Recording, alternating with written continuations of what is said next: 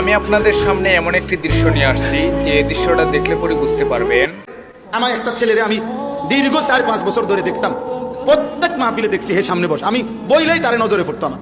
পরে একদিন আমি তারে ডাকছি, তাইকে আমি বললাম তুমি কি করো? কয় হুজুর আমি ঘাস, মানে প্রতিদিন ঘাস কাটি আর ঘাস কাইটা বিক্রি করি, যা পাই তা দিয়ে সংসার চালাই।